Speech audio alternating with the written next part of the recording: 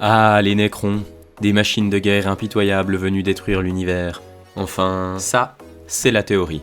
Parce que mes futurs Nécrons, j'ai eu envie de leur donner un petit twist, un petit truc qui les rend différents. Et je vous montre tout ça en vidéo. Des Nécrons, j'en ai déjà peint plein, et j'avais envie d'en faire des différents. J'avais une série de Nécrons qui traînaient sur mon bureau, qui étaient assemblés, sous-couchés en noir, mais je savais pas trop quelle esthétique leur donner, jusqu'à ce que je tombe sur des images de machines recouvertes de végétation, et là, ça a été le déclic. Mes nouveaux Nécrons, ils sont un peu endormis dans la forêt, et au réveil, ils sont plus branchés chlorophylle que carnage, si vous voyez ce que je veux dire. Et ce que je trouve très cool, en fait, avec ces figurines, c'est que ça a été relativement simple de les réaliser.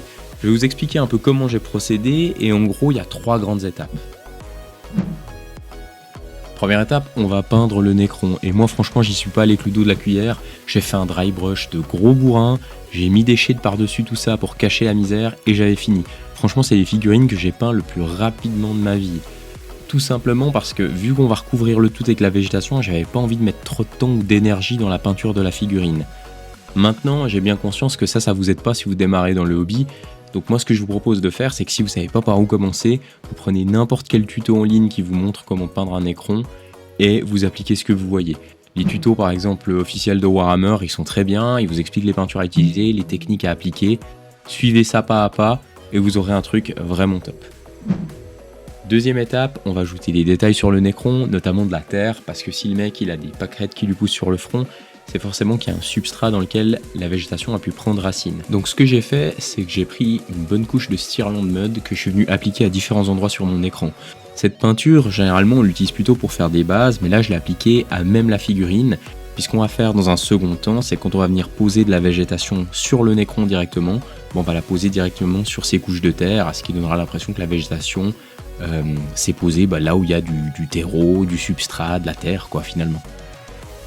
D'autre part, j'ai aussi appliqué de la rouille sur la figurine, histoire d'accentuer le côté vieilli, pour que ce soit crédible d'imaginer cette figurine finalement qui serait endormie durant des millénaires, pour que la nature reprenne ses droits dessus.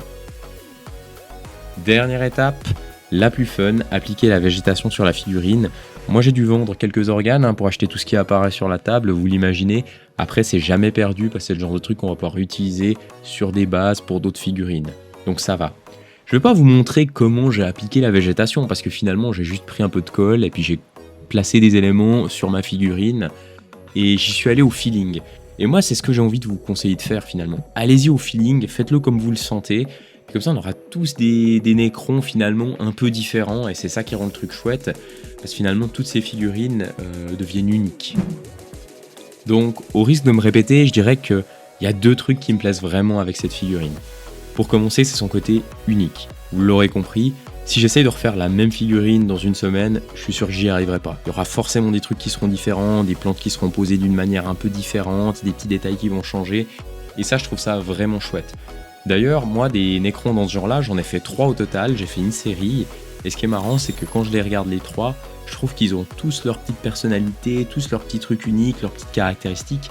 Et c'est ça qui me plaît. Donc ce qui est cool, c'est que si vous vous lancez dans ce projet, vous aurez forcément des Nécrons qui seront différents des miens en fonction des matériaux que vous allez utiliser, de la façon que vous allez placer les éléments. L'autre truc que je trouve vraiment très chouette avec ce projet, c'est qu'il est relativement simple. Perso, je me considère comme un mauvais peintre. Ça fait pas longtemps que je fais de la peinture sur figurine, donc j'ai assez peu d'expérience. En plus, j'ai souvent assez peu de temps, donc quand je peins des figurines, j'essaie un peu de rusher, je me dépêche. Donc ma progression, elle est relativement lente. Et pourtant, je suis très satisfait du résultat.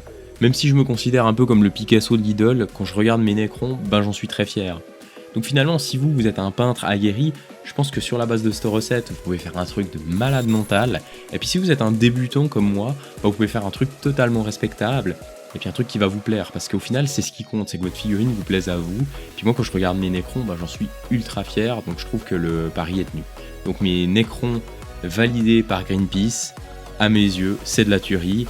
Et j'espère que vous testerez cette petite recette et que vos Nécrons vous plairont tout autant. En tout cas, si c'est le cas, si vous essayez de suivre un peu ce tuto, faites-moi signe en commentaire et puis dites-moi un peu comment vous avez vécu l'expérience.